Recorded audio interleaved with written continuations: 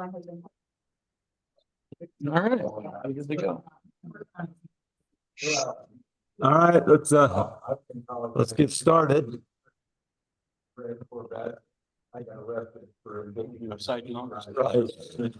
Well, welcome to this month's Nebraska Iowa MUFON meeting, in person and Zoom.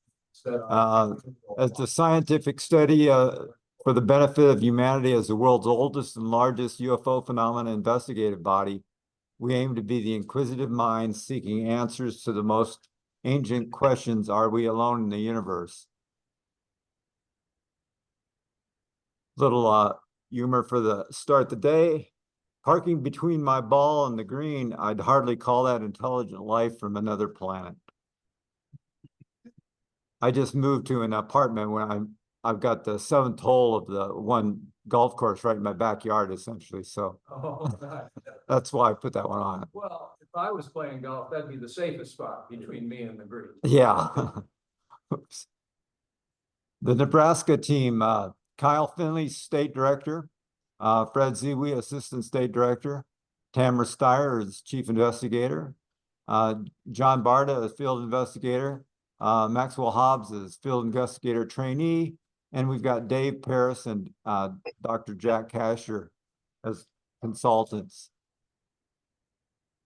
The Iowa team's made up of myself, Greg Anderson, I'm State Director, Dave Kreider is Chief Investigator, Larry Moore, Field Investigator, Beverly Moore, Field Investigator, Keen Tiedemann, Field Investigator, Marty Burrows, Field Investigator, and we have a new trainee, Josh Emery, is a Field Investigator trainee. This year's submitted cases count, we've had 14 total and Nebraska's had 13. It's been a slow year. We had three months that were definitely the CMS system was down and no cases were submitted. So that really put a dent in the year.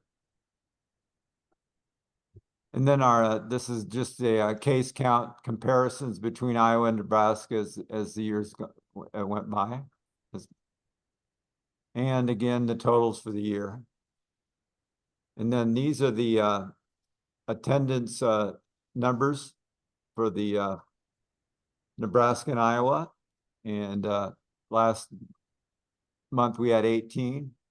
It was the library. It was at the library. And these are the statistics that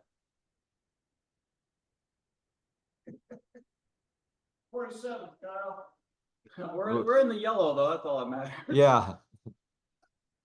As long as we're 100%, yeah, that's all that matters. Iowa's 30, Nebraska's 47.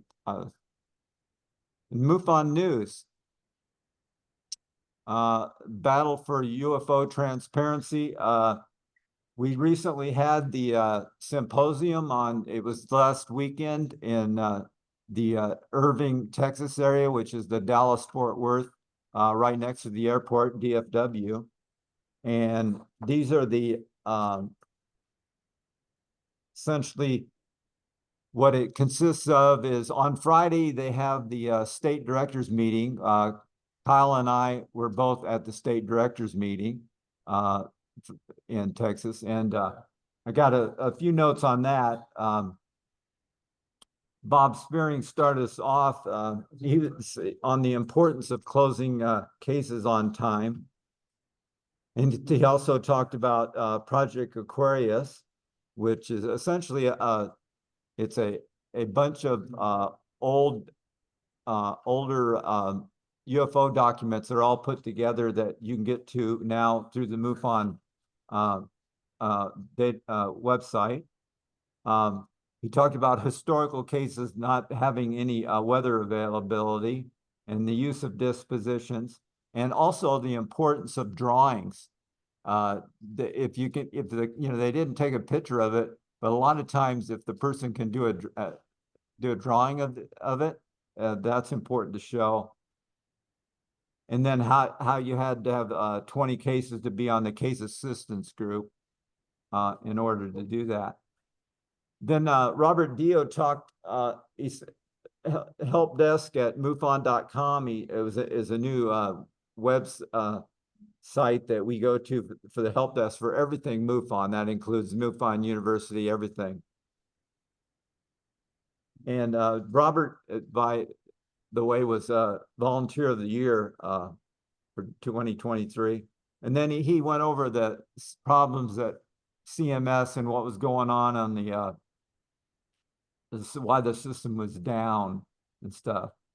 Then Mindy Totfest, she talked about the submission of promotion requests and also MUFON University. And then Jim Millard, who is also involved with the MUFON University, came along and talked about how to get in there, and also again on the use of the help desk at MUFON.com website. Then Mike Panicello, he talked about Project Match. Project Match is where they take the MADAR units and they could compare that with MUFON sightings and with NUFORC, National UFO Reporting Center sightings, and then they have a new team where they'll send somebody out to investigate those cases. But you know, it's kind of like you know, they'll send somebody out, say we had a case in Iowa that was a match. Well, they might send an investigator other than myself or somebody from Iowa out there. I think it might turn into kind of like how ERT started. It was assigned to different people from different states, and now it's back to where ERT, you have to a category or a FI3 has to look into it and stuff, and then it's handed over to the ERT. And I think that's the way this is probably going to go. I think it's there's going to be a lot of cases that will be missed by the states if they continue not to involve the states first. And then Seth Feinstein talked again about CMS issues, and he's having a photo analysis workshop in Cripple Creek, Colorado next May, and that's something I've signed up for, but that was before I knew it was at 9,500 feet altitude, and it air might be a little thin out there. Bring an oxygen tank. Yeah, bring an oxygen tank. And then we didn't get to talk about it, but they were talking about having going back and having regional directors for the different parts of the Midwest and other states and stuff. I know Dr. Kasher was a regional director in the past, and that they're talking about going back to that. Now there's I think there's the region we're in, we're like Iowa, Missouri, Nebraska, and I want to say Kansas. Those 4 states were the states for our region. I mean, I personally have no interest in becoming a regional director at all. Then going on with the speakers, that essentially, of course, that night the keynote speaker was Dr. Robert Salas, and that was at the banquet and everything that they have that night on Friday nights. And his talk was about his personal fight for UFO disclosure. And Robert Salas usually talks about nuclear missiles and UFO incidents at the sites. And he talks about talked about the FOIA request and his talks with Arrow, that he's actually sat down with them and talked. Nothing's come of that yet, but at least he was able to meet with them. Then the next speaker was Brad Olson. His was Hidden Anomalies of Antarctica, and the latest update was there were UFOs and pyramids under the ice, and that he went on to talk about Admiral Byrd and other stuff of that like. And then Dr. Rogers Kovic, he talked it's kind of weird. I didn't know where it was going at first, but his talk was about the Havana effect on UFO witnesses and what the government isn't telling us. And I don't know if you remember what the Havana effect was, but it was that humming sound that caused the people down in Cuba to have kind of brain, not brain bleeds, but kind of brain fog and stuff like that, and got sick, and people got sick. And well, most of the victims of this were CIA and their families, but it was not just Cuba that they had the Havana effect on. It was all over the world. There were several spots, but again, it was mostly just CIA agents and their families. And it could be at the place where they, like the embassy, or it might have been at where they lived at home and stuff, where they were affected. And kind of Gary Nolan kind of was talking about the investigation of Thomas Winterton. I don't know if you know that Thomas Winterton, he's at Skinwalker Ranch, and he had that skull injury. And he was talking about how that was related to the how that was probably related to the same thing with the Havana effect. And that's when he kind of drew the otherworldly UFO connection in that something was going on that didn't think it was the Russians or anything like that, or a state actor, but thought that it was, even though it involved just mostly CIA, he thought it was involving the UFOs. Then Richard Beckwith was the next speaker. Richard Beckwith's on this, he's one of the directors for MUFON, and his was the law of secrecy, UFOs, and the need to know. And he talked about secret methodologies and the history of those methodologies, where we started back all the way back in the Greek and history and stuff like that. And he talked about how they're used by the intelligence community to gather information on the UFO and the UAP threat, and that. And then the Bob Sphering did the cases of interest for 2023, and the top 5 cases of 2023 and other correlating cases that related to them. And most of the cases were actually ERT and cattle mutilations. Again, another reason why I think they shifted to where on an ERT case, the field investigator, NFI3 within the state, has to look at it first before it's handed over to ERT. Anthony Sanchez was the next speaker. He kind of had a 2-part presentation. His first one was the UFO Oversight Revisited, a half-century landmark. And he talked about needing enhanced resources and civilian involvement with the UFO situation. Part 2 of his talk was AI and UFOs and charting the future of extraterrestrial research through open data. And essentially, it was about, that part was about using databases like MUFON CMS to help develop AI, which comes up later with another speaker's talk also. Then Terry Tabando, excuse me, a citizen's disclosure on UFOs and ETI. He talked about his encounters in the Nazi Germany saucer program. And then kind of interesting, at the end, they talk about scalar wave particle beams being shot from Pine Gap, Australia.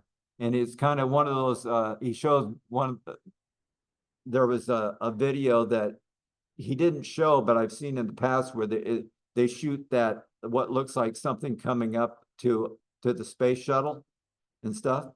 That he talked about that being a particle beam that was shot from Pine Gap, Australia. Then Marianne Robb and Dave Rich, they're both in law enforcement, and they talked about the stigma that prevents transparency. the stigma of reporting UFO incidents in the law enforcement community and how to overcome that stigma, and they set up a UAP-PD support group for police officers to talk about these things and how they're trying, like I said, they're trying to overcome the stigma. Debbie Ziegelmeyer's talk was about deep water alien residents and the cover-up cases of UFOs coming in and out of the ocean. Then the next speaker then was Ryan Wood, crashed UFOs and MJ-12, the data analysis implications and our action plan. Crashed UFOs and Majestic 12 documentation, his development of an AI system using multiple databases, including CMS. And I've got here, one of the things that came out of it is talk was this little thing on how to formulate a question for AI. I thought it was interesting, the 5 steps to crafting the best AI results. Essentially, use clear and concise language, set the context and provide necessary background information, include specific instructions or guidelines, incorporate example inputs and desired outputs, anticipate potential challenges and address them in the prompt. Essentially, it says pose the question clearly, 1 to 2 sentences at most, be verbose, add more nouns and adjectives if you know them, and tell it how you want the response paragraph bullets, compare and contrast, use do and don't, and use examples. And then he also volunteered this email address where it said rwood at frontlineaerospace.com, and the subject, if you put the subject line my AI ufologist question and then you emailed the question, he would send you back a response. He's already set up several. He's got the MUFON CMS database. He's got the crash retrieval. He's got all kinds of things that are in there. And so if you want, send him a question, get an answer back here. And then this was kind of like that. The last speaker then was George Medich and Earl Grey Anderson. They talked about the 24 best of the ERT cases and of the year of 2023. I have to share the sound. In this, what? I think I might have to share the sound. I don't know if I click that or not. Oh, okay. Oh, yeah, that'll work. Open chat. I am going off my phone, so yeah, I don't know how good the bandwidth will be. Right. Yeah. But in this room, because we're in a different room than we were normally. All right, so we're playing this. So breaking news, MUFON, Mutual UFO Network, to unveil astonishing UAP material test results at its symposium coming in July. Very interesting story here, provided by PR Newswire. This comes from their YouTube page. Mutual UFO Network is an all-volunteer, nonprofit 501c3 charitable corporation and the world's oldest and largest civilian UFO investigation and research organization. They have a symposium coming 2024, MUFON International Symposium, the Battle for UFO Transparency, July 11th through the 14th in Irving, Texas. And they have a huge announcement, supposedly. Interesting story. Thanks for being here.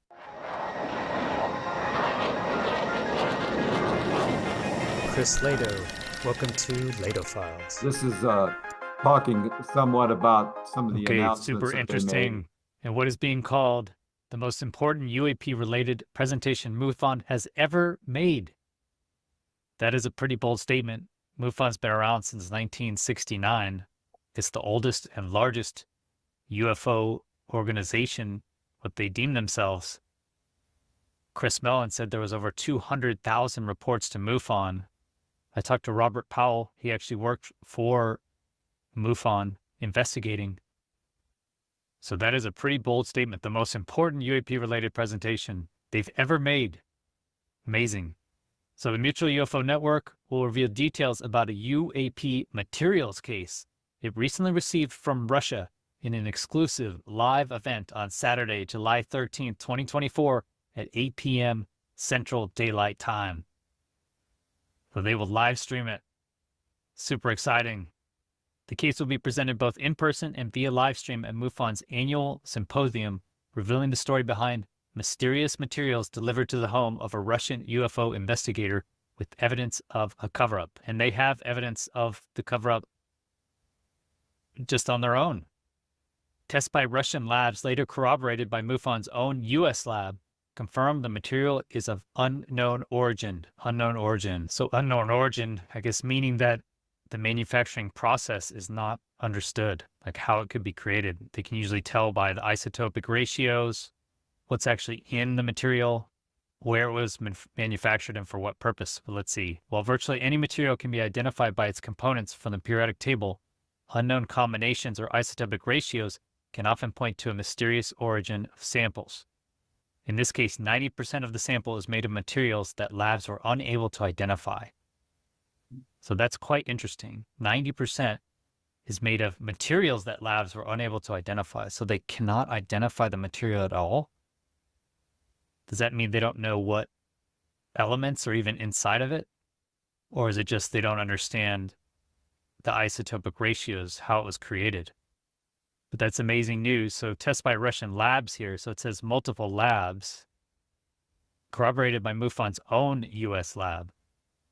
Okay, the plot thickens though, because the story becomes even more compelling as some of the samples sent for additional testing were stolen from an official U.S. post office box shortly after they arrived for retrieval by MUFON investigator Robert Spearing.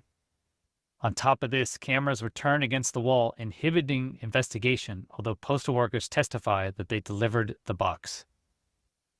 Okay, that's interesting. So that's a federal crime. So in the U.S., theft of mail, which includes items from a P.O. box, is a federal offense, and crimes against it are prosecuted under federal law. Theft from a P.O. box can be charged as a felony. The severity of the punishment often depends on the circumstances, so fines, imprisonment for up to 5 years, both fines and imprisonments. Certain factors can increase the severity, including theft of large amounts of money or valuable items. I would say if it is actually alien material and they confirm it's unknown origin materials, I'd say that's pretty valuable. So that's a serious offense. And cameras are turned against the wall. I mean, couldn't you see who turned the cameras against the wall? Weren't the cameras recording? Inhibiting investigation. So inhibiting but not stopping it. This is typical with evidence of this nature, it is. We believe that this material was deliberately taken by someone who could hack into a locked post office box to prevent further testing. Who did it is anybody's guess, stated MUFON Media Relations Director Ron James. So breaking news, And that was Ron James was the one that presented that at the MUFON Symposium, and they had sent another sample that didn't get stolen that they had in an envelope that they presented during the symposium. So you could see it, and it was just a small little piece of metal, and they had here I should have thought I had the slides for. Thanks for being here. We dive into intriguing and controversial. Well, shoot. You trying to play a different one, or? No, I thought I had a different slide here for what happened to it. I didn't do it. Okay. Anyway, there was a slide that there was a slide showing Ron James, and he was on a show where he was showing different pictures and stuff. That he was talking about this incident, but he was also showing different pictures, and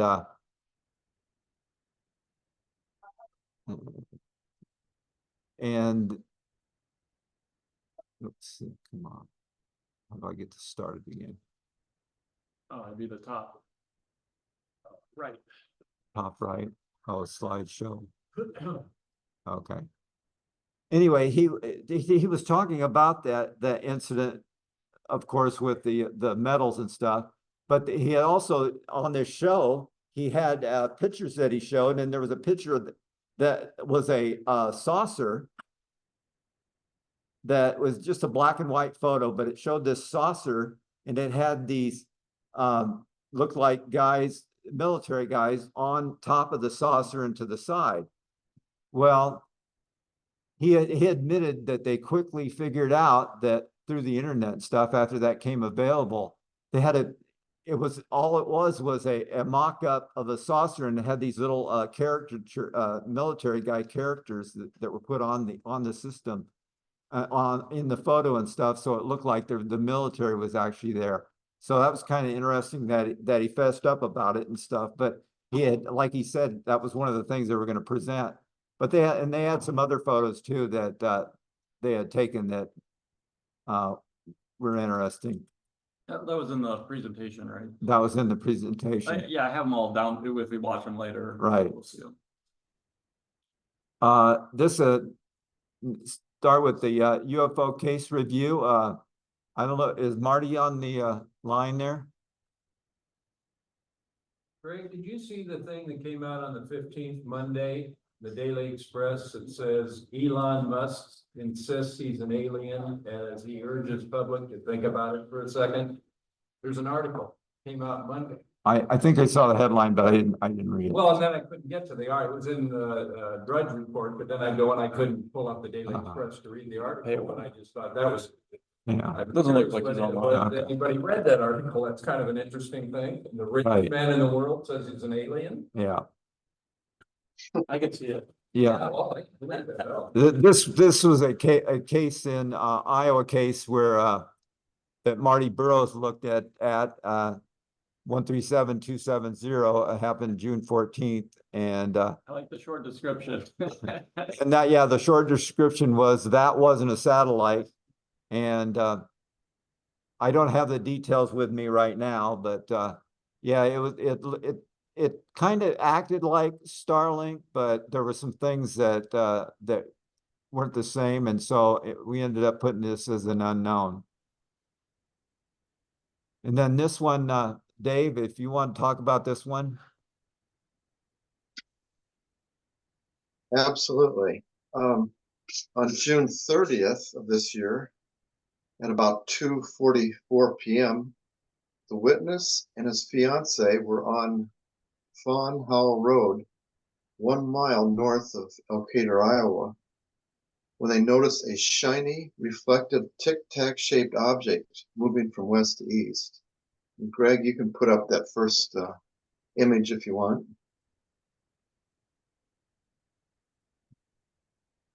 That's the first one. Yeah, that's it. Thank you.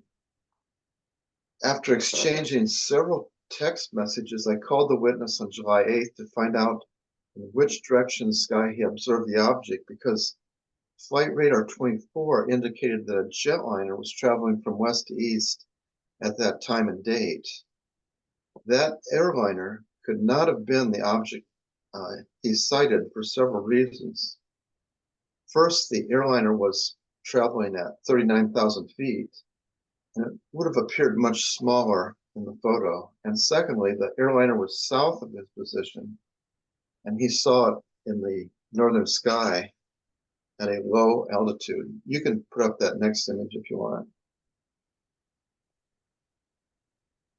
Okay, that's the airliner, and you can see the witness's position there at the top, and then the town of Elkader, and then where the plane passed, and he was looking to the north of his position. And Greg, you can go back to that first image again if you want. Thanks. He believed that the object was not an airliner because he heard no noise and could not see any wings or tail fin, despite the assumption that the object appeared fairly low on the horizon and close to his position. Viewing the video, it was also my perception that it wasn't at a great distance. Because of its slow speed, the witness suggested that the object could have been a blimp. Greg and I each thought that it was moving too fast to be a blimp, and a check of my sources discovered that the Goodyear blimp was in Michigan covering a PGA golf tournament at that time and date. So under magnification, I was unable to see any telltale signs of horizontal darkening along the midsection of the object, which would indicate, the presence of a wing. Additionally, when magnified, the object appeared to be cylindrical in shape with no tapering at the front or back, coinciding with the witness description that it was a cylindrical object. And so I closed this case as a unknown UAV. And I investigated a case in 2014 of a cylindrical object that flew over Cedar Rapids. And Greg, you want to put that last image up? Yeah. And this flew right over 380, right downtown. And of course, this is my, I always do drawings. Greg, you said that one of the presenters said that always do drawings or preferably the witness, but if the witness doesn't come up with a drawing, I usually do it. That's one of the first things I usually do. So anyway, that was an interesting case of a cylindrical object in 2014. And you can see the case number there. And that's all. That's all I've got.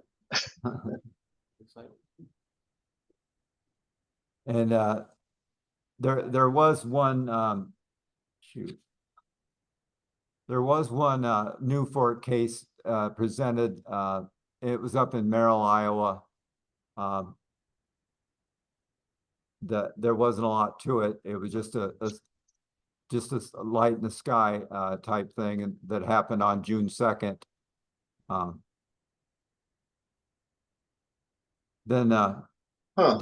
Fred, did you want to talk about this case, this hoax case? Kyle, I bought a drone the other day for beginners and children, $49 for a drone. It has a camera, go out, automatically come back, and these things are so anymore. You wonder what the heck with everybody. They can buy drones and run them. Well, half of these things I think are drones that we see. The kids are probably playing with. Right. I mean, for $49, and it automatic, it has a camera. Of course, I can't run it. It's too complicated. Yeah, that's why they're moving to have transponders put on all the drones, so you can track them. And There on the second slide. Okay. Oops, hold on, all right. Yeah, this is this case. Found that it was he had a video here, and we could have show it, and he had a picture of it like this. I didn't give up. The whole construct is that in the narrative, he was wanting to talk to the FI and wanted to say this is spectacular video and this and that, and he wanted to get the FI involved in pursuing a video compilation of it and as to make money. So that was the first red flag. So, and then I went in and looked at the video. But we could show you the video, but it's really not all that big a deal. It's just a light in the sky, and he would zoom in and out, and then he was moving the camera back and forth. It looked like it was zooming around and it's going fast and all this craziness. I'm like, well, then I looked up his name and did a little research on the internet, and the guy's a felon. He had been arrested for drugs and this and that. So I go, between the lying and between the felon and things of the even though he's trying to clean up his image, being working with various churches and things of that nature. He was just the whole idea was that he was trying to make money out of it. And so I just dubbed it as a hoax. And his moving the camera in and out and moving it around, thinking like this is a crazy video, but that was not the case. So How much money did he ask for? he didn't. Oh. He just said he wanted to make money on it, I would have to say that's the first case in the narrative that anybody that says, hey, you want to make some money? That's my first case. I So think I've heard of one. I can't remember if it was a random contact, but they contacted me from like Japan or something. And they're like $1,000 for this video that I got. It shows a UFO Right. 100%. It's like, no, thank you. he said it was such a great video and all this and that. And I'm like, I've seen even worse than his, So no, so I didn't want to really put too much energy in this thing. So it was a hoax. My first hoax after what, 13 years of doing MUFON reports. My first hoax. I had a case early on in my MUFON career.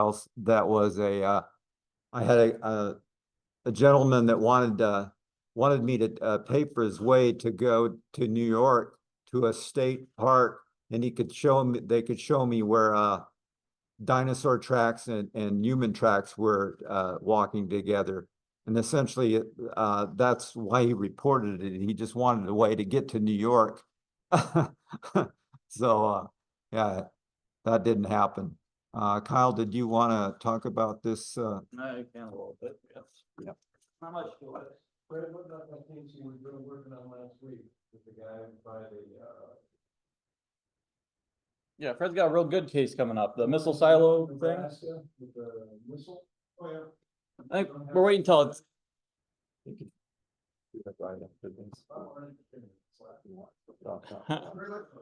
Did you want to talk about it or not, Fred? Okay. So you can go after I get done with this one. Is a balloon. Okay, I'm done. Yeah, this one here, yeah, verdigris. The guy saw the silver and blue disc. Do you have the images? I don't have, no, I didn't. Okay, well, yeah, it's silver and blue disc up in the sky. He was sitting out with his family. I think they had about 7 different people out there all looking up, and they saw it for like 3 hours. So when I first saw that, I'm like, well, you see something for 3 hours, that's gotta be a cool sight, And so they got some pictures and stuff of it. But yeah, first thing I did, check flight radar, and on flight radar is a big old balloon just sitting up north there. So, and then he would describe the directions of it. It went to the east for a little bit, for a few hours, and then it went to the west for a little bit. And I checked the balloon, same direction, both ways. And I asked him, have you ever saw a balloon before? He's like, no. And so, and then it disappeared. This was at, let's see what we got on here. It was at 6:25. So 3 hours, it went till 9. So again, when the sun goes down, you see the reflection on the balloon disappear. Exactly what he described in his description in the interview. So it should have been a rapid close case, but I investigated it anyways, and it turned out, yeah, pretty sure it's a balloon. So any questions? Greg, do you want to talk about the balloons that we've seen over there? Yeah, that's later on in the presentation. I can talk about. Yeah, don't get ahead of yourself. Segue, you talk about a balloon, just segue. Yeah. All right, so we're gonna let him go then for the missile silo case. Yeah, let's let him go. What's the next slide here?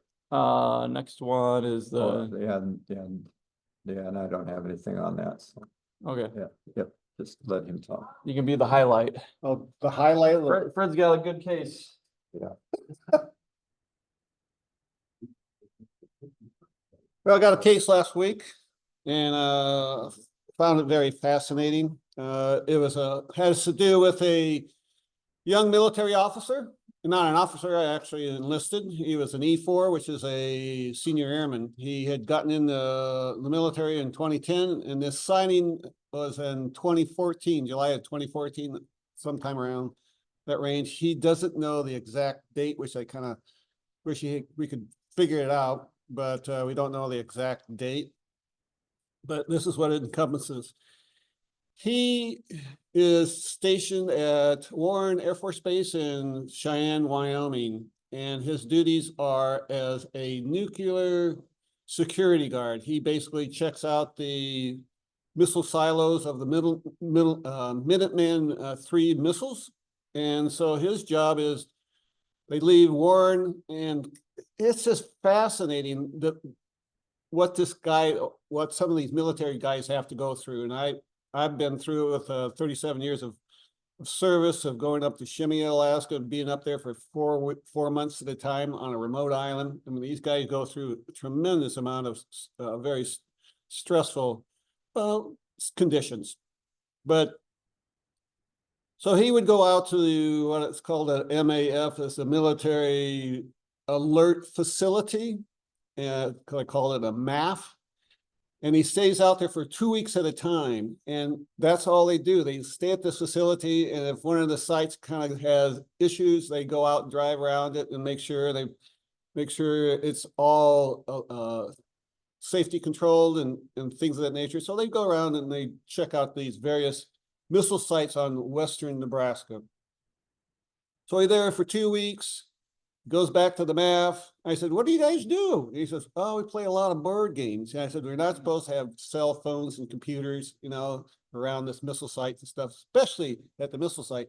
Zip, all he has is a two-way radio, and then he's got a partner, and then they have a two-way radio and the ammo and the guns and things in the vehicle. That's all they have to protect this missile silo.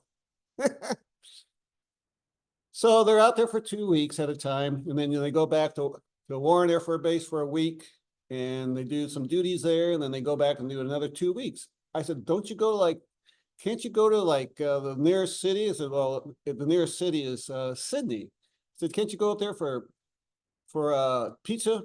No. He said, they're out there, they're locked in. It's almost like, you're almost like in a submarine, you're locked in during the night or during the daytime. He was working nights. He and his buddy works from 6 p.m. to 6 a.m. So they do 12-hour shifts, 24/7 there for 2 weeks. And but I guess they can at one time maybe go to a commissary and get some stuff and come back and things of that nature. But that's very rare, he says. So he finds out that he's off duty in Warren Air Force Base, and he gets a call, and there has been a non-nuclear explosion, and it's at the site called Juliet 7. It's one of his sites that out in western Nebraska. So he and his buddy and 2 other daytime shifters workers, they get in the truck, they drive out. It's about a 90-minute drive to their the MAF, the military alert facility. So they go there, they drive in, and they decide that they would take the first nighttime shift from 6 p.m. to 6 a.m. So they go through the shift. So they drive out there, this non-nuclear explosion. I said, well, what happened? And he goes, from the grapevine, from all the other people we kind of talked to, what happened is there were 4 military guys down in the silo running diagnostics. Somehow or another, they messed up. They messed up on a procedure, or they skipped a step in their checklist. And they ignited what's called a C4. And the C4 is a explosive device, plastic device. And what the missile does, once the missile takes off, it has various stages for propellants, and the C4 is applied to the craft, to the missile, and it explodes at a particular time so that stage can be jettisoned off from the rest of the missile. So this is what happened when these guys were down there running diagnostics. They missed a skip supposedly, and ignited the C4 thing in there. So I called Dave Paris in on this case because I said, man, I think this is going to be a top 10 when I first got him, nuclear site, it has an explosion underground, and I thought, oh my God, we're talking military now. We're talking big stuff here. So I got Dave coming in there, and Dave's big question was, since it exploded, how extensive was this explosion, and you got 4 guys down. I said, this missile site there's not that much inside there. I guess he wasn't supposed to go down there, but he was able to kind of talk one of the guys to go down there. So he got down into the silo earlier. I mean, not even before that, but before the incident. But he kind of knew what it looked like in his site. I said, so you got 4 guys in there. Things like it's almost like dynamite exploded. And I said, Dave and I said, well, was there anybody hurt? Well, the day crew said that these guys came up and most of the guys had bloody ears. So they must have blown out their eardrums, and I said, okay. But Dave and I kind of like, well, they might be covering up something, hush, you got to hush the mouth, something more drastic that may happen, because, this is an explosive that blows, parts of the attachments to the missile, I said, so that's going to be a fairly highly compressive, force, impression. But we kind of let that go. And I said, all right, so whatever happened. And then, if we were talking, the guy's name is Stuart. And I said, well, what happened after that? I said, well, it was just kind of like just shut the whole missile site down for 2 days and then he said 2 days later, these 3 teams came forward and he called them government contractors. He didn't know anything about them or where they came from or anything of that nature. But he did notice, and this is the funky thing. He goes, all these 3 teams came in and they were in full nuclear hazmat suits. I said, Stuart, you've been running around this thing for 2 days now, and the other crew's been walking around this site, and these guys come in with these full nuclear hazmat suits on. I said, that's another funky thing that went on, with the situation.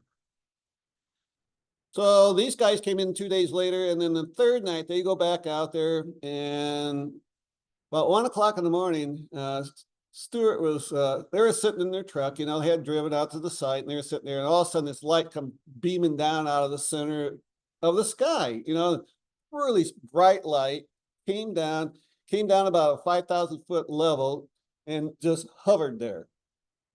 And he said the bright light was spherical. It was kind of electric oriented, electrical light, and he kind of saw electric blue around, like hue or around the outside of this white light. So then they jump out of the truck, and Stuart says, well, we got night vision goggles. So he takes the night vision goggles and he looks up at this object and he says, no biggie. I said, it just saw the light. I thought maybe you might see a structural craft with the night vision glasses, if they could amplify it a little bit, and might see a structured craft. Nope. He said, just straight white, energetic ball of light, and all of a sudden this thing starts zipping around. It's like zipping across the sky, halfway across, doing L-shaped turns. And then they would stop and hover for a while, for a couple of minutes, and then start zipping around again, like it do, full spectrum, sky jumps to quarter mile or quarter sky, half sky, and would stop every once in a while. So they're watching this, and about halfway, the whole visual spectrum of this incident took 90 minutes. About halfway through it, on the radio, this gal from, I think she was from Warren Air Force Base, she was monitoring Stuart and this other guy named Marcus. He go, what the hell are you doing outside your truck, and what the hell are you looking at, And they go, what? And so he had to say to her, since she was part of this observation team, there at Warren, that they observe all the different bases and so forth with these remote control cameras on these various sites. He says, we're observing a UFO. And she goes, what? He says, I'm going to have to report this to the higher chain of command up the link. He goes, well, yeah, I know you have to do. He says, we have to report anything that comes near near the silos because of any sort of intrusion, we have to report it. So he said, well, here's this UFO, right? So that's another part of the story. So Stuart and Marcus, they watched this thing for, the rest of the time, and it was zip, zip, zip, zip, zipping around in the sky. And eventually it came down to a level about 500 feet off the surface. It was about 2-3 miles out, and it just sat there, And Stuart goes through all this stuff. He says, I think it was, overlooking the, doing a kind of just searching out the area. But this one, again, was a day after these guys came in from the government team to do some of their work down in the silo. So then this thing sits there, and they're looking at it, and it's 2-3 miles out, and the thing just zips off, and it's gone. It was within seconds. It was like so fast, so quick, and it just zipped off, and that was end of their observation of the craft. So Marcus and Stuart, they go back to the MAF, they get something to eat, and they go to bed. Well, so Stuart gets up next morning, and he gets a call from his first sergeant back at Warren. Says, you need to come in and talk to the commander. I'm like, he's going, what? So here this gal just put, this was only 12 hours from, the sighting, so to speak. And now the commander wants to talk to Stuart. So he dresses up in the blues. He drives the 90 minutes, back to Warren. He goes back to his base operations area, and his first shirt kind of instruction preps him and says, you're to go in the office, salute the commander, listen to what she has to say, zip the mouth, don't say anything, and then salute her, listen to what she has to say to you, and salute, and get the hell out of there, right? So Stuart goes in there, and sure enough, hears it, and the commander says, you've been approved for your early release application that you put in. And he goes, what? Stuart just tells me that 2 months prior to the incident, he had put in a early release, something that President Obama put in back in 2013, 2014 area to reduce the military personnel by 25,000 people. And he had put that application in because he already done 4 years in, and he had a 6-year hitch, with his contract with the Air Force. So he wanted it out. So he put in that early application. And 1 week prior to the incident, he had a conversation with the commander saying, you've been denied this application of early release. And so he was kind of bummed out that he wasn't able to go. But then you have this UFO sighting, and no more than 12 hours later, he's sitting in front of the commander saying, we've been giving you, we've accepted your application again for early release. And so so he never went back. The first shirt told him to drive in, that somebody would replace him that evening, things of that nature. And so now Stuart never had to go back to the MAF, and within 30 days, he was out of the Air Force, and that's his story. So again, the issue is, why did the commander all of a sudden change the decision from denial a week prior to the UFO sighting? Now, within 12 hours of the sighting, he gets kicked out of the Air Force and says, your applications have been approved. And so, but he was a happy camper. That was the good news. He was really happy, and things of that nature. And the other individual, Marcus, he continued on. He was a real young troop. He had only been in the Air Force like 4 or 5 months, and done his basic training, things of that nature. So he kept on going. So I want to talk with Marcus. I've yet to try to get with Marcus and talk with him and see what he saw and get his insights. Any other questions about this one? It's kind of a fun case. I kind of think it might be one of the top 10 UFO MUFON cases of the year, maybe. So it's kind of a fun case. Absolutely. That's really interesting. What was the date of that? Any other questions? What year was it? Yeah. This is July of 2014 is when the incident happened. Again, we Oh, We okay. haven't figured out an exact date, but I think it was September 14th or some time frame where he did get released from the Air Force. I think that's what he was thinking he was telling me about. So What was the description of the UFO? Like, description of the UFO? yeah. It was a bright light. He said it was about, when it was up in the air, it was about the size of if you put your hand out, about the size of a softball. And then it was down around 500 feet. And a couple of miles out was the size of about a basketball. So it was white. Hmm. It was kind of like tingly electric light in it, bluish light around it, and then had like a bluish hue around it, like electronic emission. But that's all it was, and it stayed the same intensity throughout the sighting, but Stewart also said that he was in wonderment. I mean, after the sighting, he just like, oh my God. And he said he was such in wonderment and amazement of what he had just seen. And he also said that he felt no threat at all of this craft. So that was the other thing. There was no threat whatsoever. He just got this real feeling. I asked him a lot of different questions, like, did you have any dreams?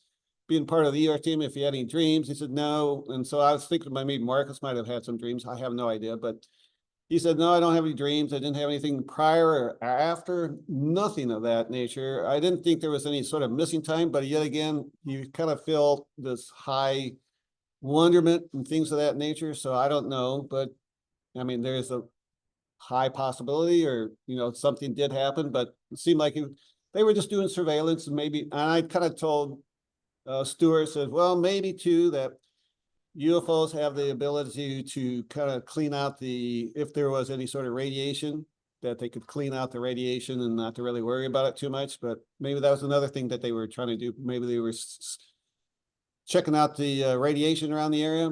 And that was another thing. They didn't have a Geiger counter. And I said, you don't have anything in your arsenal in your truck that have the Geiger counter? He goes, nope, just guns and ammo. That's all we need. How did you classify the case? How will I classify the case?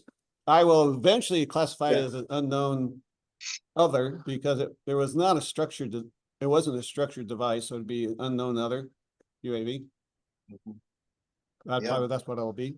So, anything else? More like a sphere or more like a flat light? Just a ball, like a ball of light. Yeah. So that's what he described it as, a ball of light, an object, ball of light. But again, it just zipped around back and forth doing L shapes. It said it just whoop, whoop, and it didn't, it's like, he said it was impeccable. I said just, kind of like made him think differently, about life and things of that nature. So, but yeah, he's definitely had a fun evening that evening. So, plus with all the other different things, and again, Dave and I still think there's something happening inside there. You got the four guys down underneath the silo, and this thing blows up, and I'm like, oh my! I thought for sure they might have killed some of the people inside that explosions inside that, and I don't know how much damage was done to the silo, because he never was able to go in the silo at all. So, and he worked evenings, so they didn't really talk to a lot of the guys. Well, at this the MAF, the military alert facility, he said it goes down deep, and we got other individuals down there, working silos on various different technical aspects too. So those guys stay in the MAF all the time, where they were able to get out and drive around the different sites and things of that nature. So that's so he was doing that for 4 years, and I think he had enough. I thought I would have too, with that type of job. So, but he said, I said, how do you describe your job? He says, extremely boring, so yeah, that was his word. All right, that's good.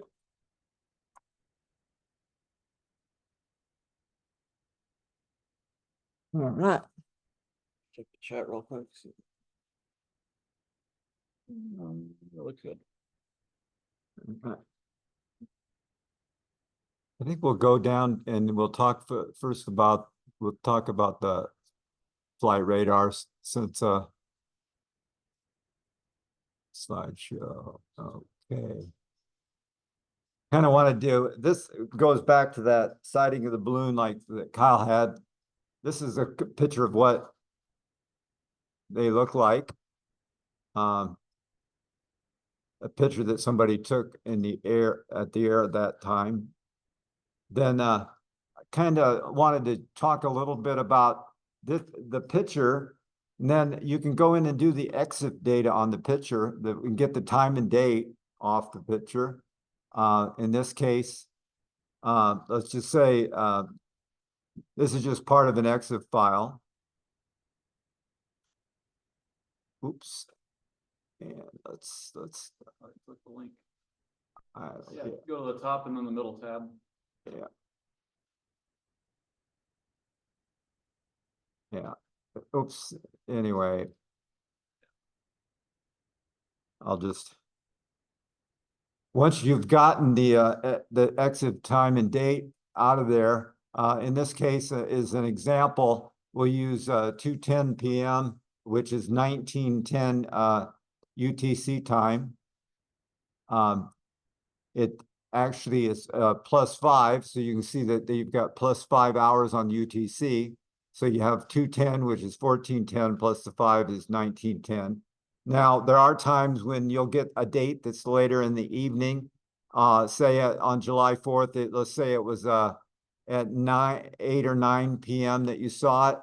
Well, you'd actually have to go to the next day. It would actually be July 5th, and it would be in the morning of July, that date to use.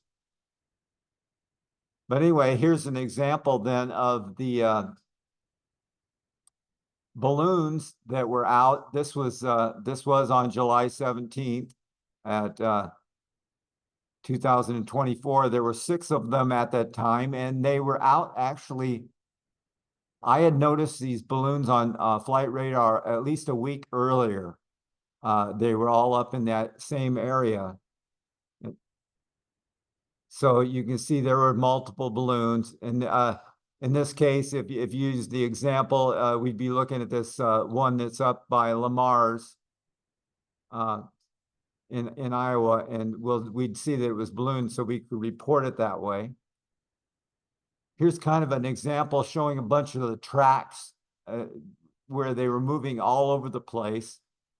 This was just from a couple days ago. So yeah, shows it kind of crazy. And then this morning, I got this one off there.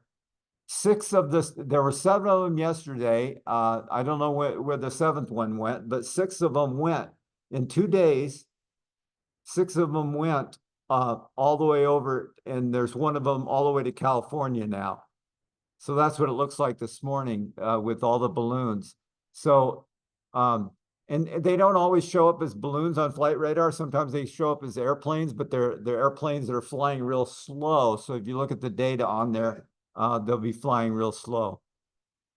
So just thought that was kind of interesting. All these, what they're doing, we don't know. Raven Aerostar has the balloons. They're based in Sioux Falls, South Dakota, and they go on different missions. Last year, there was a time when they were out looking at forest fires and other stuff in the area of forest fires, but I don't know why they're out there now, and I'll have to keep track of them.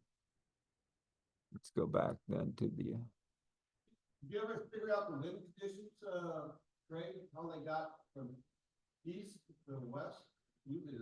Yeah, that is kind of odd that, I mean, they change altitude at different altitudes. The wind's going in different directions, so they change altitude, and they, like I said, in less than 2 days, that one's all the way out to California. That was in Nebraska. It was in southern Nebraska, and now it's in California. Let's go back to that.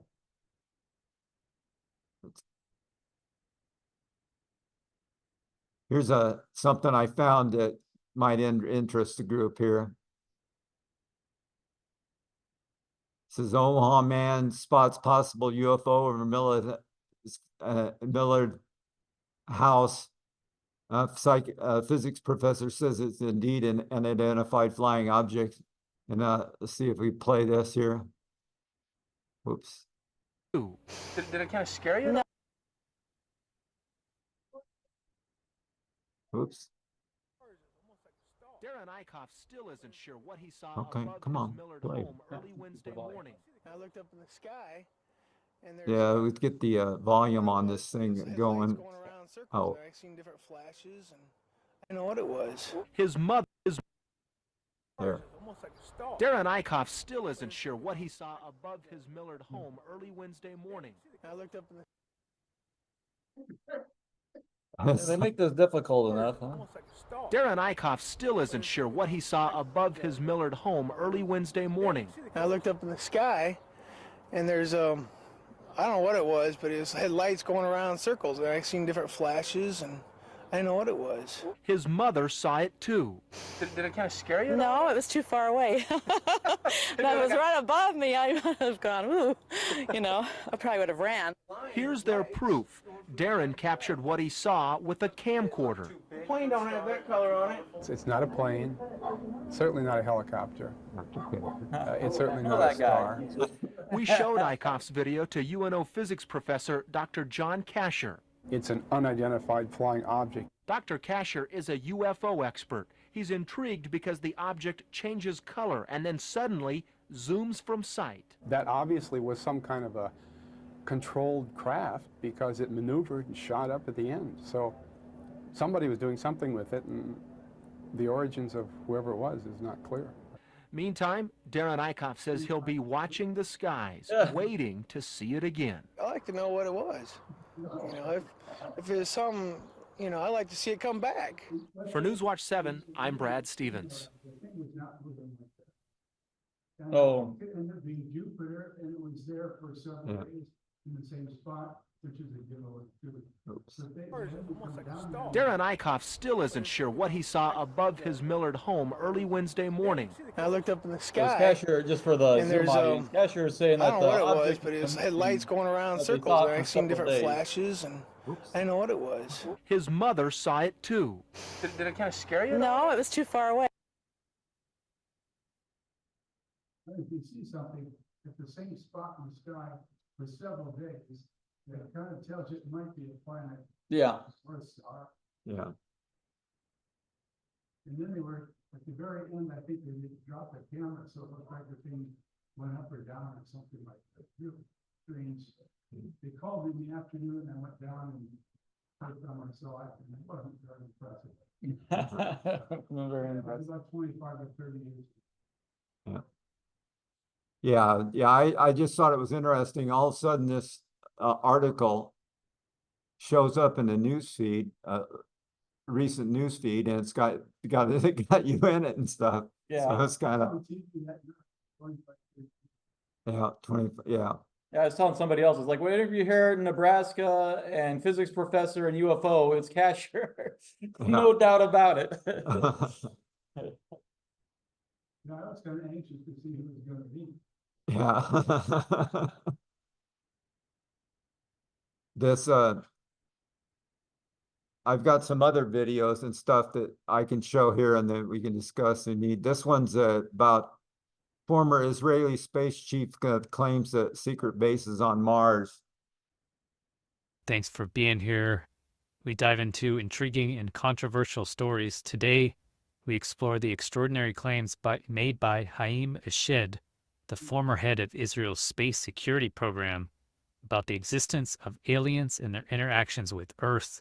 We'll go through each of his specific claims in this video. Thanks for being here.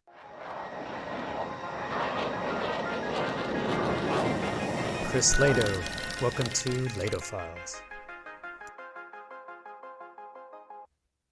Haim Eshed served as the head of Israel's Defense Ministry's Space Directorate for nearly 30 years, with a career spanning decades and accolades including 3 Israel Security Awards. Eshed is a respected figure in the field of space security.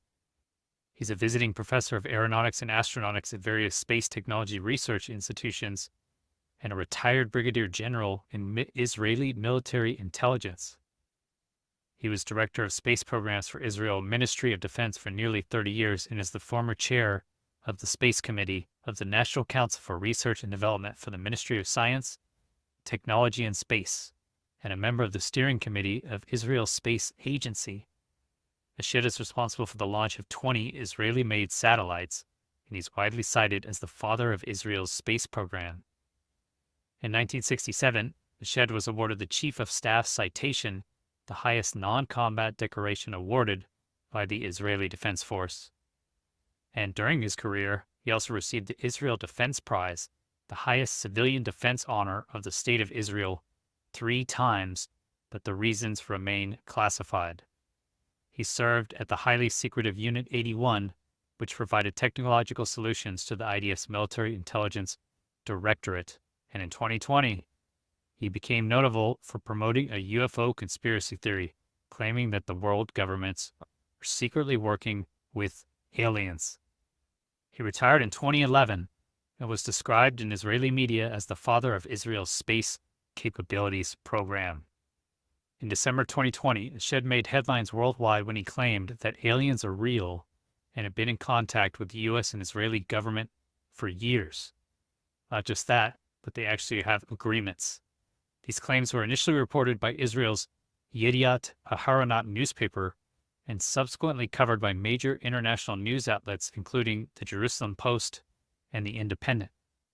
This is the Jerusalem Post article. Links are all in the description. Former Israeli space security chief says aliens exist, humanity not ready. This galactic federation has supposedly been in contact with Israel and the U.S. for years, but are keeping themselves a secret to prevent hysteria until humanity is ready. That's why they haven't told us yet. We're not ready. Let's break down the specific claims made by Haim Eshed. Eshed claims that a galactic federation of aliens exists and has been in contact with world governments, particularly the United States and Israel. This federation, according to Eshed, has been working with these governments to study and understand the fabric of the universe, what space is and what spaceships are. One of his most astonishing claims is that there is a secret underground base on Mars, where he says American astronauts and alien representatives collaborate. They work together in an underground base. Eshed also asserts that aliens have played a role in preventing nuclear disasters on Earth. According to him, their advanced technology and understanding have helped avert potential nuclear holocausts. Eshed's fourth claim is that former U.S. President Donald Trump was aware of the aliens' existence and was supposedly on the verge of revealing this information to the public. However, the Galactic Federation reportedly stopped him, arguing that humanity is not yet ready for such a revelation. They believe that revealing their existence prematurely could cause mass hysteria on the planet. I don't think it would cause mass hysteria. I think it would cause a lot of issues for our governments who have been keeping it a lie for the past 80 years. But what do you guys think? Let me know in the comments. When asked why he chose to reveal this information now, back in 2020, Eshed explained that the academic landscape had changed significantly. He feels that his reputation and a shift in academic and public discourse provide a safer environment for his claims. He said, "If I'd come up with what I'm saying now, today, 5 years ago, I would have been hospitalized." I don't know if that's necessarily true. 2015. Eshed's claims are further detailed in his book, The Universe Beyond the Horizon, Conversations with Professor Haim Eshed. In it, he elaborates on how aliens have prevented nuclear apocalypses and discusses when humanity might be able to visit the aliens, referencing popular culture phenomena like the Men in Black. What I've seen is basically when we understand what space and spaceships are, which is quite interesting, meaning we don't know what they are now. While Eshed's claims are extraordinary, they've been met with skepticism. They have undoubtedly sparked a global conversation about the possibility of extraterrestrial life and its interaction with Earth. I made a video recently about the Minister of Defense for Canada, Hellier, actually saying the same thing, that there is alien life on Earth. There's at least 4 separate species, And here, Haim Eshed has been in the space directorate lead of it for 30 years. In Israel, their intelligence knowledge is #1, right? Should be top of any nation on this earth, I believe. If the Israeli intelligence doesn't know about it, then who does? So he was in lead of the space directorate for 30 years and also big part of military intelligence. I mean, he received 3 highest level awards that you can give to a civilian in Israel. I mean, he's like a hero of Israel. So for him to come out and say this is pretty amazing. It also seems to align with everything we've heard from David Grush that there are agreements in place. David Grush has said that he would like to really know. That's one of his main questions is what are the agreements? What are the details of it? This would make sense if there is a galactic federation. So an group of extraterrestrials that we're interacting with. This would align with David Grush's claims. It would also show why they've been so interested in our nuclear sites, our nuclear missiles, all the silos. Robert Salas's claim that all the missiles were shut down, as well as Jacob's claim that a ICBM missile test was interfered with by a flying saucer. This could also explain the Galactic Federation's more organized than we could even really consider. They're not letting us get the actual information, the actual videos and photos, the hard evidence that everyone's claiming for. Could be because it's an actual organized group, the Galactic Federation. What do you guys think of Haim Eshed's claims? They seem extraordinary to me. Do you think we do have a base on Mars where we have actual NASA astronauts working alongside aliens, as has been claimed by supposed whistleblowers? He's a high-level guy, still respected. And like he said, he's already won all the awards. He's not worried about his credibility, so that's why he's speaking out now. Amazing stuff. Thank you for watching.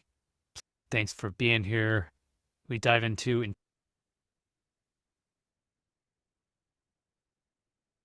Any comments on that video as far as, you know, people think that there's going to be, you know, that if you release it to the world that it'll cause problems with religion and other things, anything like that? You know.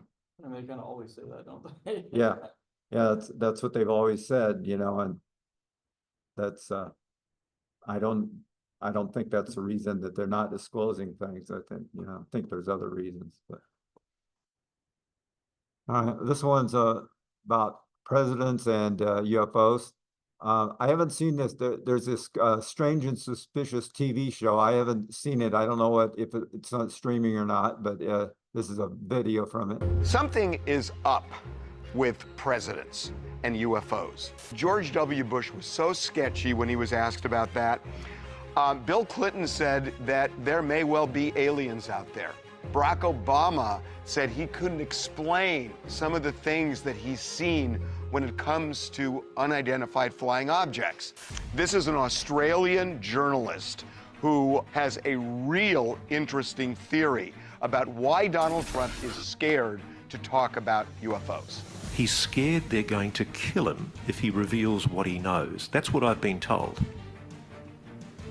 You have a situation where your potential president is terrified of speaking about the UAP issue because he's scared they're going to knock him. I want to know what's going on. Would you ever open up Roswell and let us know what's really going on there? So many people ask me that question. I won't talk to you about what I know about it, but it's very interesting. But Roswell's a very interesting place with a lot of people that would like to know what's going on. So is that Australian journalist right? Because he is just waffling on this. I think it holds water because we know that this dude, Trump, never met a secret that he didn't want to spill. We also know that when he doesn't know anything, he always says interesting over and over again. Also true. More importantly about that, though, the source, right? So Ross and I are good mates. Ross is the guy that we just saw, the Australian journalist. Ross Coulthart. So Ross and I talk all the time, and when he says, I have people and sources that tell me this and that, I trust Ross. And presidents all the way back to Eisenhower have been allegedly briefed on this sort of thing, and you can tell it when they're in these interviews that they're being, stopped at some point. I can't go any further. If we were visited someday, I wouldn't be surprised. I just hope that it's not like Independence Day. You're right. Every president since Eisenhower has been briefed on something. It may be that we don't know very much, and that might be the essence of the briefing, but that definitely within the community, national security community, there is a concern. Why can't they take a stand? I mean, if they have some document that shows definitively there's no such thing. It's easy to say there's no such thing. They all waffle on this. Why? Bush is very tongue-in-cheek. I think Bush is having fun with it. Did you go through the secret files, the UFO documents? Because if I was president, that'd be the first thing I did. You know, it's funny. My daughters asked the very same question. They did? Yeah. Would you be allowed to tell your daughters what was in those files? No. You would not? No. Now that you're out of office, you can do anything you want, right? True, yeah. But I'm not telling you. You're not telling I think that he thought it's a moment of being kind of charming and kind of tongue-in-cheek. All of them are this way. And it's like everybody kind of wants to know this. This is too binary. You're making it sound like they do know or they don't know, but the worst scenario is that they don't know. Why is that the worst scenario? I cannot imagine a country that would want to inform possibly the most public figure of the government and tell them something that they could be susceptible. These are people who are going on late night shows at times. They say, okay, I want to see the file. No, I'm the president. I want to see the file. I'm not denying there could be a separate agency that might have intelligence about alien life. Hypothetically, let's say that's true. The person that you probably don't want to be informed about that and have a slip, a human error of releasing that on hot mic, would be the face of the country. So some bureaucrat knows, but the president doesn't? I would say so. It's a national security clearance issue. Each one of these presidents is sworn in, you know, at a level of TS or above. They're not able to say much about it. And if they did, you know, they'd be compromised. If they admit, like, oh yeah, I've seen it, yeah, I think there's aliens, are they just all afraid to look crazy? Or get more questions. It's media training. It's excellent media training. Yeah, they can't discuss any classified files. It could be about anything and they can't talk about it. They're all angling away, but it's not aliens, it's defense secrets and that kind of thing. But also, the world isn't just America. Has any other governments or like presidents said anything in this? We only give attention, yeah, so. Going back to the presidents being coy, could it just be they don't want to cause mass hysteria? Because if they do say, yes, we have evidence, what happens then? Okay, I'll buy what you're saying. It's easy to stop the hysteria if they say, I've looked at it, everybody's looked at it, and there's no such thing. But if there is such a thing, then there is a reason to not cause mass hysteria. So my feeling is they know something about life beyond us. If it wasn't so, they would just say it. Totally agree. I think so. With great knowledge comes a lot of responsibility, and I think the past presidents have done a great job with their media training. Trump doesn't care about media training, and so I think that his nervousness comes from the fact that he does know a lot. If there's extraterrestrial life that we do not know how to combat, everybody is going to freak out. So I think it comes with a sense of security to protect the American citizens. Right, so what you're saying is they know something exists beyond us. Absolutely, absolutely.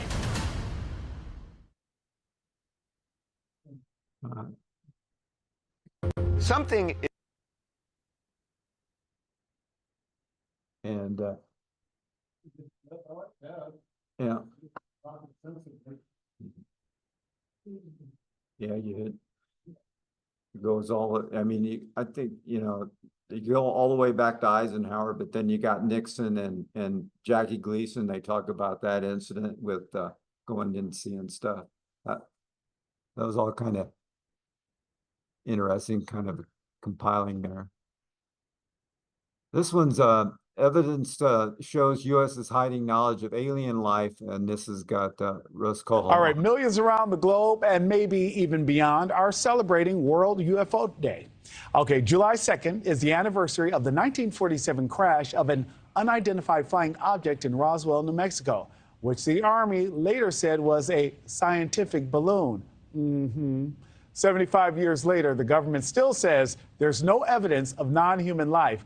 But that narrative has started to shift since News Nation's bombshell interview with UFO whistleblower David Grush.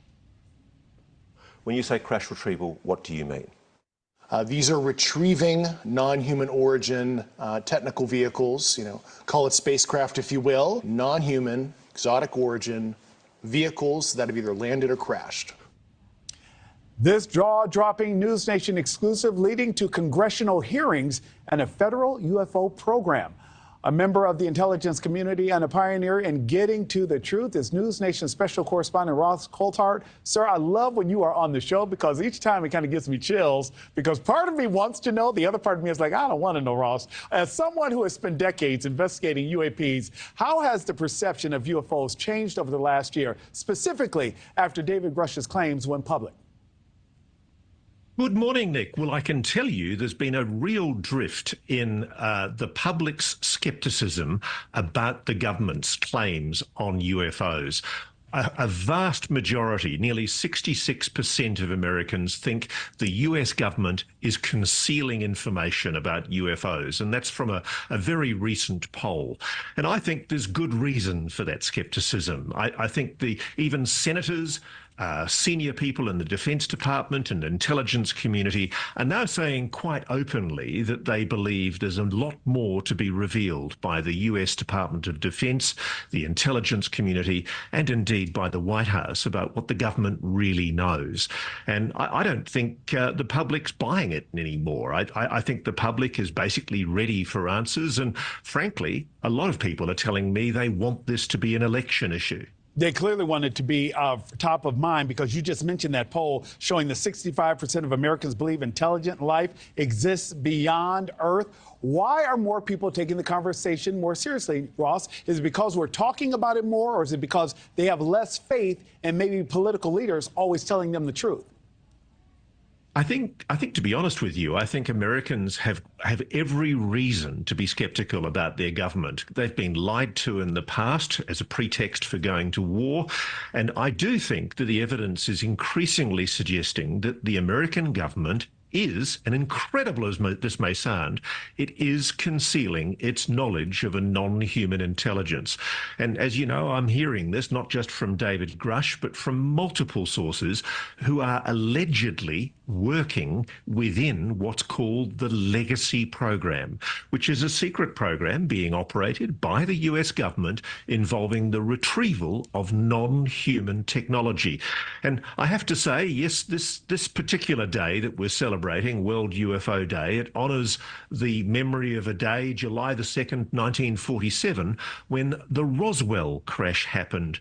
But I think the interesting thing is there's been a lot more crashes since, and those recoveries, those retrievals of craft continue to this day. And as incredible as that may sound, there are now very authoritative people in the defence and intelligence community saying that the government needs to come straight about this, that essentially it's not being honest with the American public.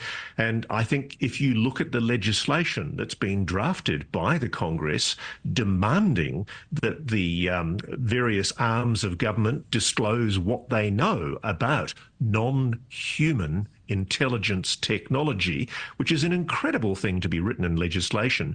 If Congress is prepared to write that, it means it knows something. And it does. I can assure you it does. It's important also to mention, though, even though you spoke with David Grush on the record, you had other sources telling you this information as well. So we will continue to follow this, Ross, because you know we love this stuff. Ross Coulthart, thank you so much, sir. Good to talk to you, Nick. All right, millions around the globe and maybe even beyond.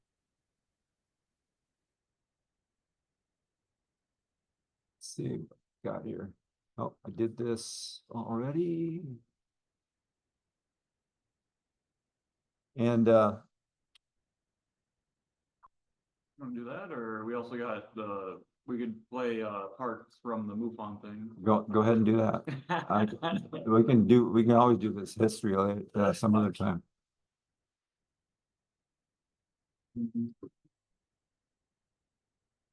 Should I do it? Stop share? Yeah, sure. Hopefully we'll see the audio works all right. Yeah. Otherwise you might be back up here. Let's see here. This one. Did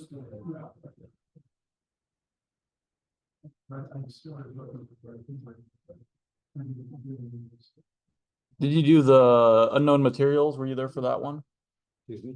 Unknown materials at the symposium? Yeah, that's the one that Yeah, that's the one where they talked about the.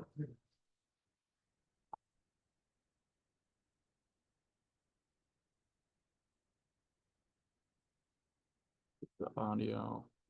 Hi, everybody. We have been getting a wealth of material now for the past couple of months. 1 second for Zoom. And before I begin, I just wanted to say that when I was in headquarters last October, rummaging through stuff for I found this packet, and this packet contains the dirt samples from the Delphos case in the 1980s in Kansas. There's even a letter in here from Billy Black, the boy that saw the UFO, and it's addressed to Walt Andrus. So there's some history here. This hasn't been tested since the 1990s. So we're gonna go back and retest it with 21st century technology, and we'll present this next year, our results. We also have at the MUFON lab right now some gelatin that an abductee claimed had been smeared all over her body. And she was smart enough to capture some of the residue. So we'll be doing DNA testing on that also. So this year, last year, we got a case from Russia. A very nice man. His name is Arkady Grushanov, and he filed a case with MUFON, and he claimed that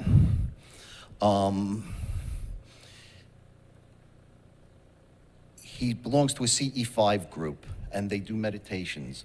And things began to mysteriously appear around him in his house over a period of 2 weeks. They call it apporting rather than materializing. And he believed that he was in contact with an unknown entity called Timothy. And we regarded the case at first as another contactee type case of Van Tassel or a Adamski. But he said, no, this material, I brought it to 2 Russian labs, all right? And the Russian labs, this is Arkady. He's watching right now from Moscow, by the way. Say hi, Arkady. This is a piece of the material. We have a lot of it. Well, a lot of it's still in Russia, but this is what it looks like. These began in his house. So he said, I went to 2 different labs in Moscow, gemological institutes, and that they did testing on the substance that Timothy claimed was pieces of UFO wreckage. It's very, very light material. It almost looks porous, like it has pores. It has a tinge of gold in it, but it's basically a black material. It seems to be some sort of composite. It's so light that it won't even bend the flour. This is the first lab test. There were 5 pieces of metal detected in it. They used an X-ray fluorescence gun, and I'll show you what that is in a couple of minutes. And basically, they found 5 elements that amounted to 10% of the little piece. The other 90%, the laboratory could not identify. They did say that there was no graphene in it. In this one, this is the second lab, they found an additional element. So the elements were calcium, titanium, iron,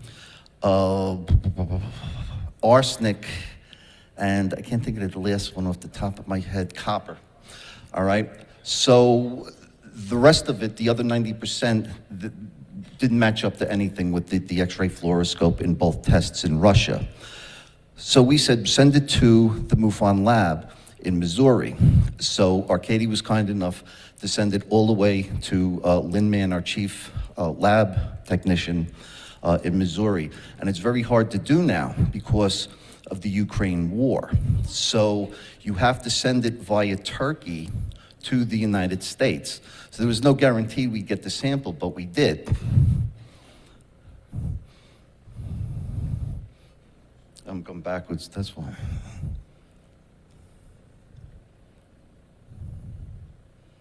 So I'm going to show you a couple of pieces of the different pieces that he has in his possession.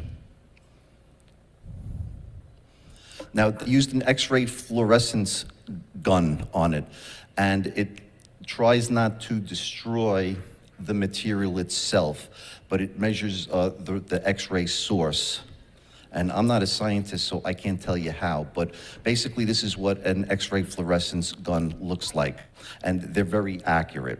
So if the gun is saying there's, 10% of it could be identified and the rest couldn't, that's pretty compelling. So Lynn Mann did her lab analysis, and I'll read it to you. Case was presented as a small rectangular piece of what in the light microscope appeared to be black and gold insulation, which is important. Perhaps conductive due to the gold in a core. The specimen appeared to be metallic in nature, so we therefore tested it with the use of an X-ray fluorescence gun on the alloy analysis setting that includes elemental identification, chemistry, and spectrum. At the time of the test, the gun was working well and had analyzed several other specimens the week before. The results were therefore unexpected. These results were no match to standard, which is common aluminum alloy. In other words, they test the gun against something that's known, aluminum, and it came back 100% aluminum in the reading. Then they tested it on a sample. No match to standard. This isn't itself understandable. The chemistry reading was also likewise no elemental findings, which surprised us as similar constructs had been identified by a previous lab. So we were in opposition to the two other labs. The two other labs detected 5 and 6 elements. Our lab couldn't detect anything. That's something in the form of the spectrum pictured below that they can't identify. It may be a background signal, but we have never had this before, so it's doubtful. A few close-up light microscope pictures of the object are included. So basically, this spectrograph reading doesn't match anything that they have in her database of known spectrographic readings on metals. This is a close-up. It appears to have been cut prior to our receiving it, and some of the samples did look like they were sharp-edged, like not broken. As she went deeper, outer surface appears metallic and black silver, although we didn't register anything with the X-ray fluorescence gun, and even extreme close-up of the cut surface. We're at the microscopic level now. The conclusion that Lynn Mann came up with is, by appearance only, it appears to be some sort of lightweight insulation suited to conductive insulating or something needing heat protection, which could correspond to it being a piece of debris from some sort of craft. I wanted some clarification from Lynn, so I asked her about the alloy, the aluminum testing to the gun before reading, and she explained that the protocol requires this. No match means just that. It came up with no match against the standard, but also had a chemistry reading so that if there is no match to standard, it will give out a set of elements. I found none. That either means it's A, not a metal, or B, a metal alloy that isn't recognized, or something in the periodic table. The signal was unique because I have looked up the standard peaks for most known metals, and nothing matched it exactly. So I asked her to send the sample to me. In the middle there is that it was delivered to my house. We were going to use it at the symposium, just like we're doing tonight, but we're going to have it analyzed first by an electron microscope. It never showed up in my mailbox. Well, it did. It was a little white box, and when I went to pick it up the next day, it wasn't there. And I went to my mail clerk and said, hey, I have that it was delivered. And she said, yes, Bob, it was delivered. I put the box in your mailbox myself. So the question becomes, who would be daring enough to remove something from a federal mailbox, federally governed mailbox? Let me jump ahead.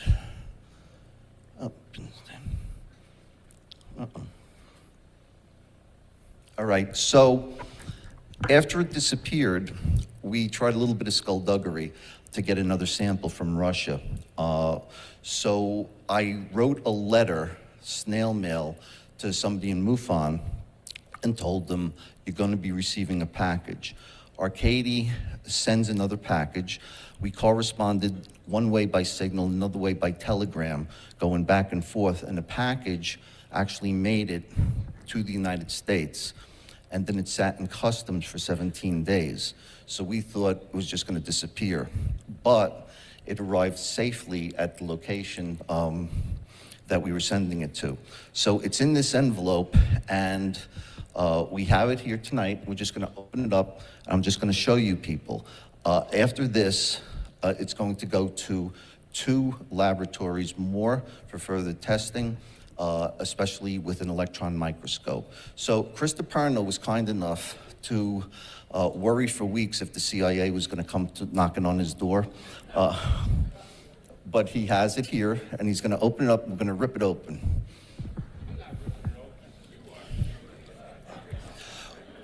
Nothing happened to Lynn Mann, our chief lab tech, so I don't think anything's going to happen tonight. I better hope there's something in here. Here, go ahead and turn the key.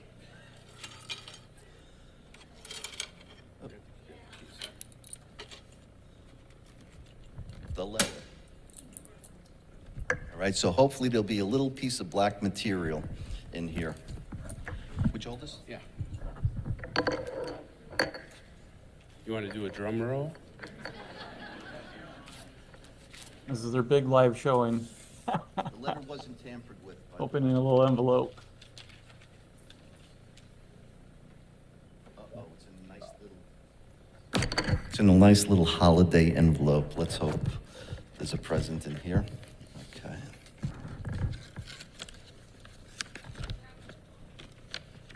Yeah, that's a good idea. Sorry, it's not in here. I got it. It's a real small piece. So that's it for me. Hold that up. We're going to be sending this on by personal carrier. A lot of people made fun of us for using the U.S. mail. But the point is, you know, while MUFON might have a big name, we don't have couriers that can just drive all over the country, all right? And whether or not we used the United States Postal Service or FedEx or any of the others, the chances are that we're being watched, and it was intercepted, the first sample. So we're very blessed to have this. And that's about it for me for tonight. Ron's gonna come up now with 3 more presentations. And if you stick around for the portals, I'll be doing that after this, okay? So thank you very much. Figure out some way to steal them from. We have that are very compelling. But before I do that, I want to quantify that everything we're going to present tonight are investigations in progress. Some of them have gone further than others. But we're not saying, oh, hey, this is definitely a piece of a spaceship. And we're not saying that the images are of whatever the person told us they were, because what we get at MUFON is a lot of stuff to examine. And we're limited on resources. It's an all-volunteer organization. And unfortunately, we don't have the team that can hop in one of Dave McDonald's planes and go fly, steal crash debris, remove it from public attention, analyze it, and lie about it. So, you know, we're up against some very powerful people that will do anything to keep actual samples of anomalous materials out of the public domain. This stuff is the holy grail. Whoever finds something that really defies explanation and indicates use of technology, it's game over.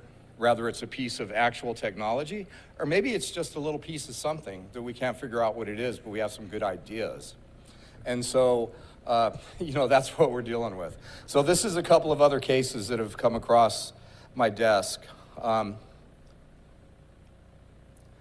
I was in New York. My film Accidental Truth was playing at the Philip K. Dick Film Festival. And I was approached by a woman, very kind of mysteriously, and she says, "I have to talk to you." I'm like, okay. She says, "I have meta materials." Just like that, only not as gravelly and evil. So at any rate, she starts to tell me this story about how these things appeared in her world. And at first glance, my first glance was, well, these are silicone balls that you put in stuff when you're trying to take moisture out of the air. I had every logical explanation for what these things were that I could imagine. And then it turned out that this woman is actually a very famous artist. She's a college professor. She's somebody with a pretty good reputation, and she's had a lot of interaction with government.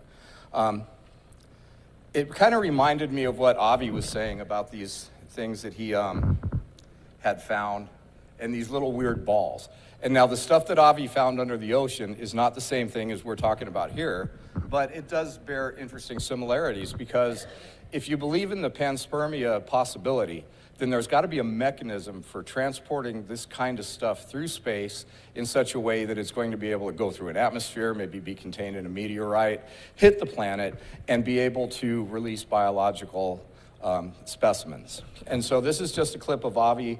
I don't believe that these items are particularly related, but it does open an interesting window of inquiry, because he also is pointing out to little spheres that defy explanation that are kind of about the same size as these things. They're just made up of different materials. A team of Harvard researchers believe they have discovered fragments of alien technology.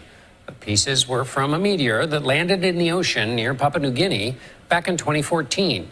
But the team has a lot more debris to sort through in their research. Professor Avi Loeb led that team of researchers, and he joins me now for more. Professor, thank you so much for joining us. Let's start with what you found. What can you tell us about these spheres that you've recovered from the ocean floor? Thanks for having me. These are metallic marbles that we identified through a microscope. So that's a new way of doing astronomy. Instead of looking for what's outside the solar system using telescopes, we were using microscopes.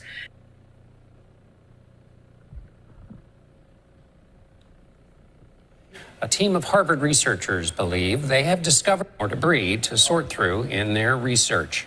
Professor Avi Loeb led that team of researchers, and he joins me now for more. That was actually the whole clip. We're just pointing out that he found these little microscopic balls. They'd been under the ocean for a very long time and were still intact in their shape. And even though I don't believe that these are the same things, it kind of begs the question, what are we looking at in a broader scope? Now, here's some close-up pictures of these things. They're pretty weird. And it turns out that this lady actually had these things tested by the National Security Agency, National Institutes of Health, the University of Sheffield, the Penn State Materials Analysis Lab, and they got some very interesting results. These are some more photos. She actually hired a company that specializes in this type of photography.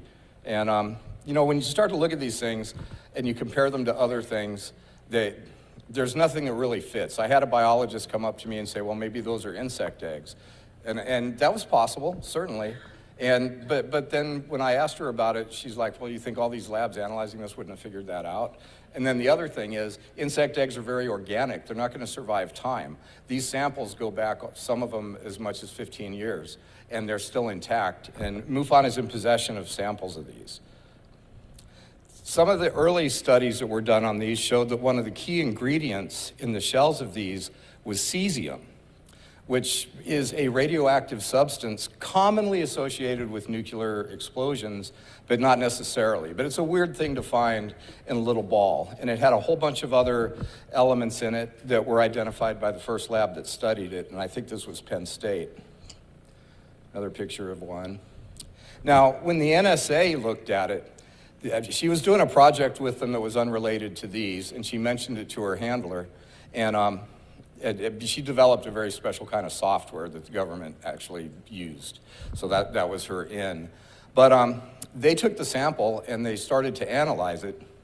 They found an unknown amino acid producing an unknown light source, but they wouldn't give her any more of the results of the test, and then they ghosted her.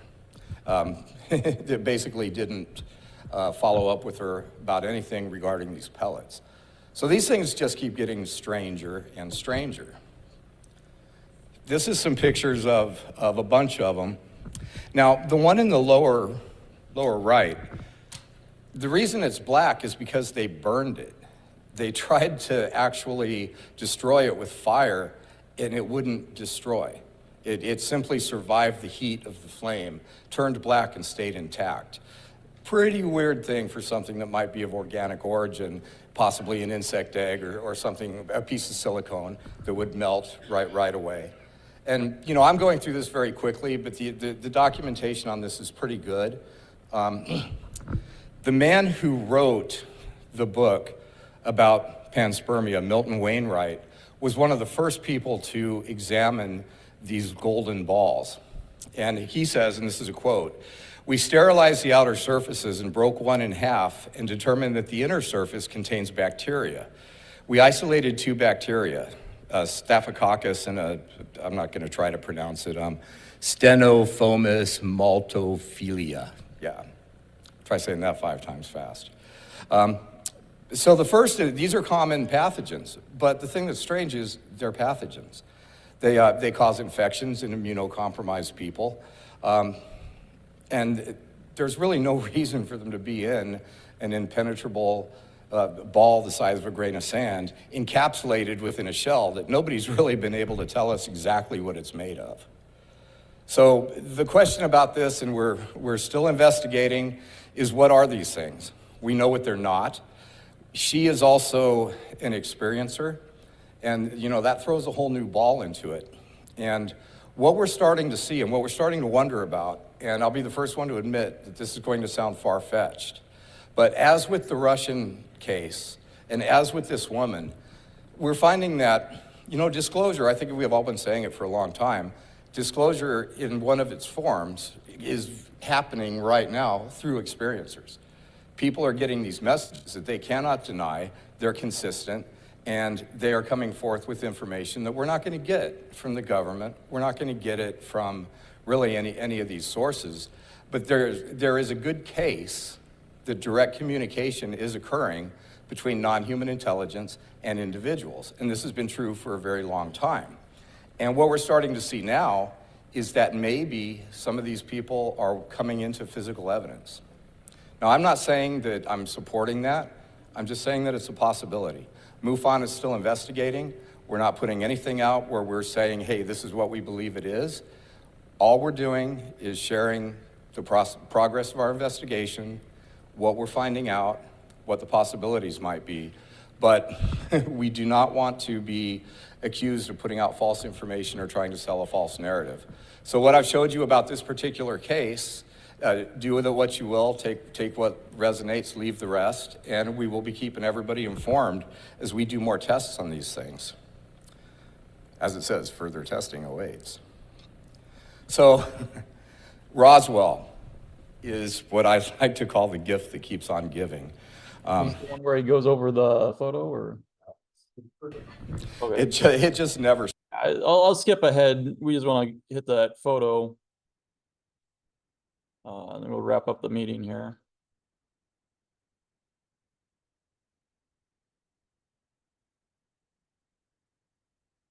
There we go.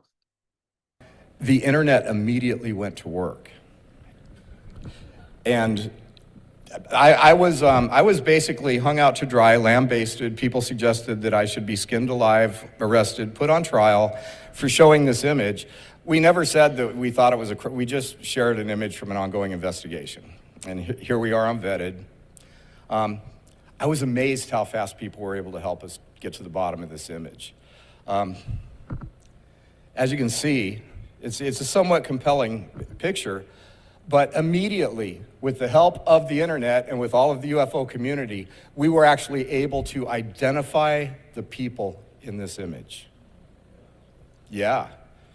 There they are.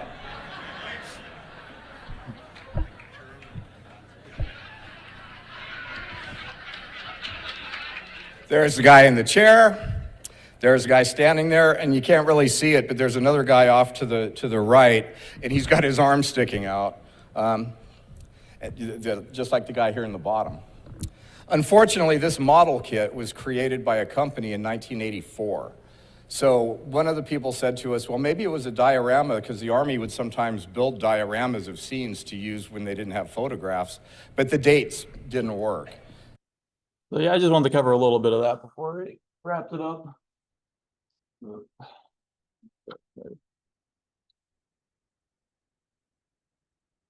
Any questions or comments?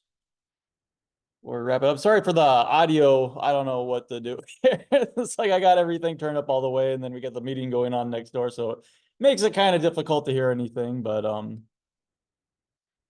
I guess the one thing, if you are interested in those, let's see if I can share again.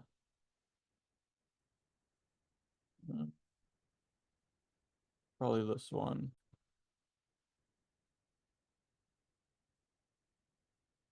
Yeah, you just go to MUFON. Yeah, well, yeah, we could share the link, but yeah, just so people know, if you just go to MUFON, you go to news, MUFON TV, and then you go to this live auditorium. And here they should have all the everything that's on there. So the metals one was this one right here. But yeah, they have all of them, and so I have a a copy of all of them, and we can probably watch clips and stuff of them to the meetings if people want to. Best of the ERT, top one. All right. You've already watched it then, huh? So Fred recommends the top one. So anyways, just wanted to share that before we wrapped up the meeting. If anybody's interested, I guess I could show the Patreon thing. So we have a Patreon.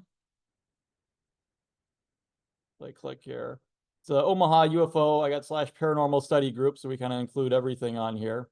Everything I put on here is free and open to the public, but you can donate either $1 to $5, or I think you can enter your own thing. So thanks to one generous donator. I don't know if they want to be named. We got $5. I'll probably throw in another $5, and then anybody else who wants to, they can too. But it's like a monthly payment thing. So like if you like put your credit card in, and then it'll take like $5 every month. And the idea is that if we get up to like $200 a month or so, we can rent out like an office space. The CEC I know is open about $200 to $260 a month. We can get that space, and then we can store our materials there. We could have people who want to do research can come in and do research there.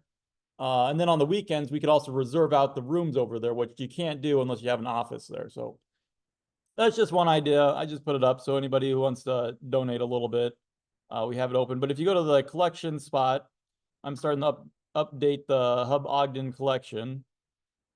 So if you go there, we have 5 different posts, and they just have these old newspaper articles. The last one I thought was kind of interesting here in the middle. It has the fireball hits a Ralston car, so I thought that was kind of interesting. And apparently something came out of the sky, hit this guy's car, and then disappeared. And it left a dent.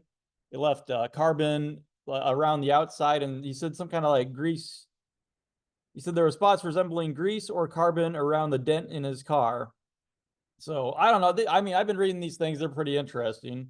I do a little summary of them.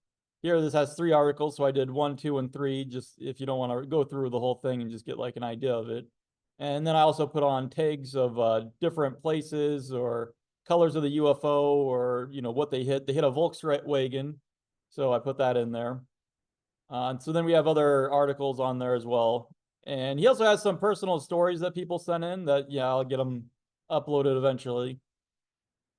But yeah, we're up to, I think, 5 on there. So just wanted to share that. And then the next meeting we have will be the August 17th. You doing a Iowa meeting anytime?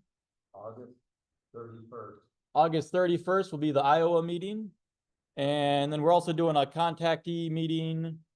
You're doing it today? Okay, so contactee meetings we're starting up will be every other month starting today. So then next month there won't be one, and then there'll be one after that. So you can contact us, put a comment somewhere or anything, and we'll get back to you on that. So thanks for being here. Yep, see y'all next time.